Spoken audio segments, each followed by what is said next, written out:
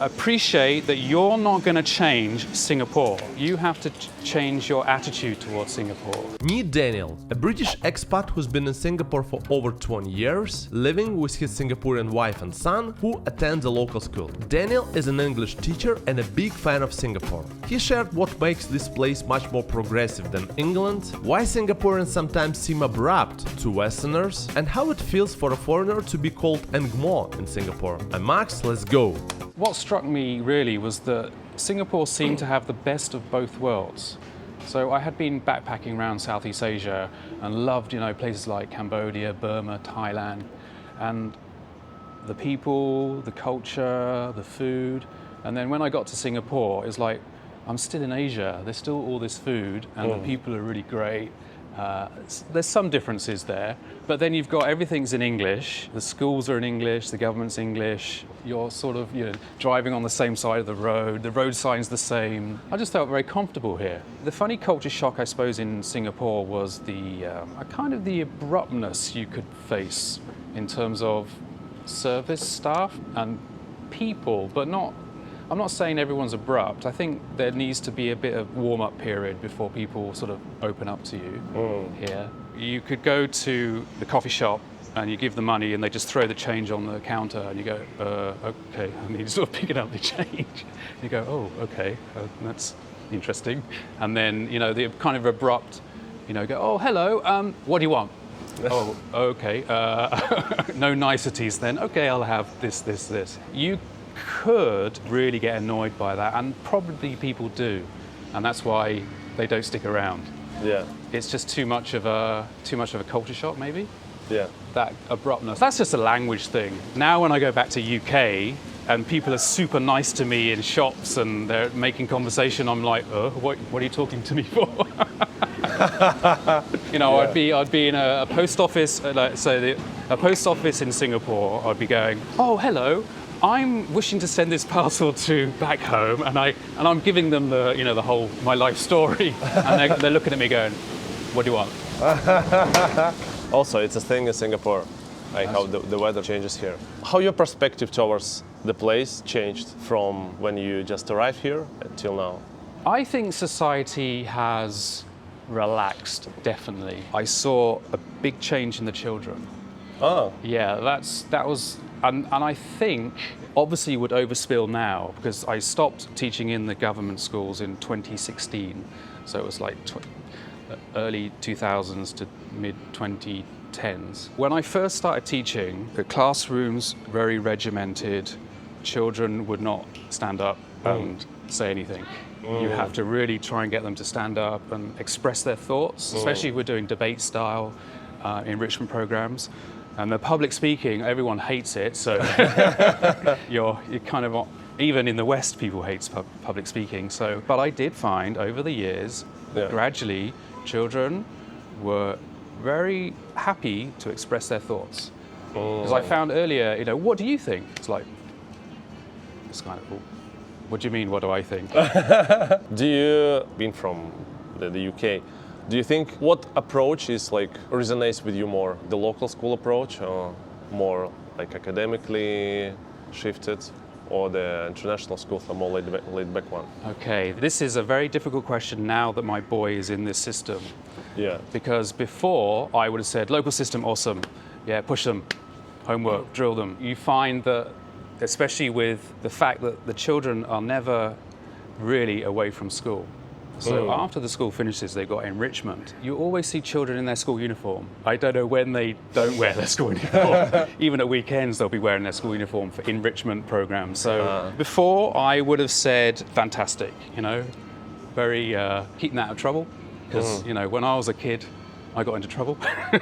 Not terrible. Like drinking and stuff? No, just you're just loitering and causing havoc with the neighbours, that sort of thing. That would never happen here.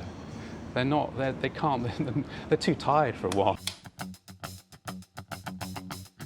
Trust is everything when it comes to investing. That's why I want to recommend you Octa, the app that has been helping people trade for over 12 years. Octa FX is a multi-asset CFD broker with over 40 million active trading accounts, and it's regulated by multiple authorities globally. You can trade more than 300 instruments, including stocks, currencies, and precious metals, all with zero commissions and transparent trading conditions. And that's not all. Octa trading app is extremely user-friendly. It's available on all app stores and even as a web version.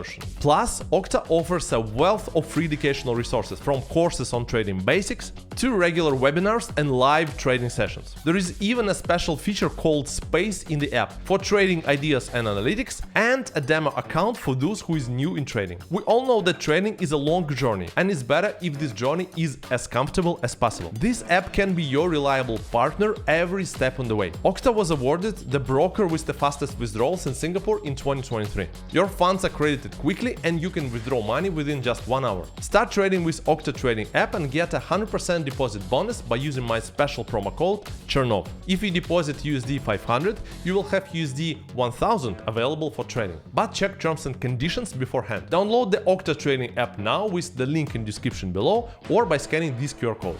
I hope you'll enjoy it. And remember that trading is a high risk and you need to study to become a successful trader. So please be careful with your money. Only invest what you can afford. The whole idea of TikTok, Instagram, Facebook, YouTube, all these things are having a big effect on the younger generation. Well, for my boy, I actually want him to learn it, use it, but try and guide him carefully with it. And I'm quite happy that also Singapore government have got the same idea as well, especially with online safety and making sure that they're not always on the screen, they're not always, using their handphones or the iPads. But now with my boy in the system, it's like, yeah, this is quite high pressure. I want to try instill a bit of balance, I think, and not make it the be end all of, got to get this, got to do this, get the grades. I've got to play it carefully, I feel, because children can get very tired and very depressed. You can see it in their attitude, especially more towards the PSLE. Children really they're very, it's like the life has been sucked out of them. What else do you think? What are the big changes, big shifts you think you notice here? Singapore is a very progressive in technology, progressive in, chopping out the old, bringing in new. So there's, the building, the Marina Bay Sands, Gardens by the Bay. So all this building up. I think that, obviously trying to bring more people to come here, tourism, business, that's been quite obvious. So that in terms of that, and Singapore is actually a conservative country, but some of the outlook on progressive ideas are gradually changing as well.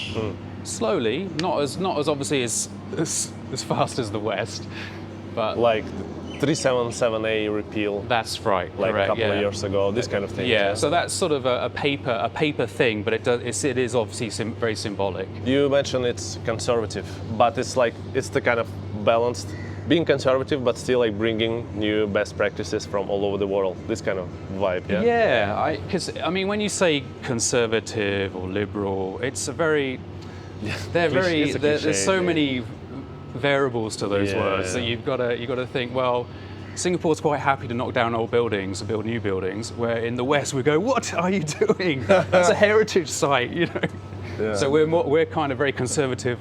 A liberal country is very conservative with the infrastructure, but then Singapore, technology is progressing, having high-speed internet in every home. I think the UK is just catching up now, but we've had it for years. How you feel to be a foreigner 20 years ago and now here? Now it's basically your home because you've been here forever. Any thoughts on this one? I've got this kind of little theory about this. I think if your personality is be polite, don't rub people the wrong way, don't argue, don't get angry, just be respectful. I think I've had no problem being a foreigner here. I'm sure other people have mentioned the whole us being called Angmo, but that's just a label, it's just a tag, which means foreigner or white man. Yeah. Just as we would say an Asian dude or a black dude. We just Yeah. we just put a generic label on people. Yeah. But obviously you can turn that word into a negative by just putting another adjective in front of it. Or verb. Actually, I have a funny story. This was ages ago. This was like when I was first teaching in the government schools. I did have a student, older student, say, "Go back to your own country," and he meant it. Because I think I said, please stop talking. I'm trying to go back to your own country. And my initial reaction was to go, I grinned. I thought, oh wow, that's quite ironic because that's kind of like what we say back home. So and now I'm having it done to me, and it's like, oh wow, okay, interesting, yeah. Also, the funny thing, that's how people address the race and skin color here versus the West. In Europe, if you start talking, or in the US, start talking about the color skin, it's like, well, no, you don't want to talk about it. Here, it's literally the topic, even like in paperwork. It's like Chinese, Malay, Indian, others. Even to this day, I keep talking to my family back home about this, and they understand it, but they're kind of, it's weird. Like, I am a Caucasian. It's like, I only learned this word here. It's the double barrel thing, isn't it? Chinese Singaporean, Malay Singaporean, Indian Singaporean. So that is done in UK, but it's not so in your face. Yeah. It is done. I mean, you would say Black British, Chinese British, but it's not. It's on really formal documents that you rarely fill in. Yeah. Once in every 10 years, you'd fill it in. You go, what am I? You're doing this form. Oh, Caucasian. Oh, okay. Does that mean? Okay. Yeah. Do you know how to change being like in a Singlish mode? People always say, why don't you speak Singlish? Well, because I'm a teacher and I'm trying to give a good example of how English is spoken. That's my job. But when you code switch, I can code switch in the taxi, at the coffee shop. You just have to really, because you don't want to be. Oh, good morning, dear sir. I wish to purchase some of your delicious chicken rice.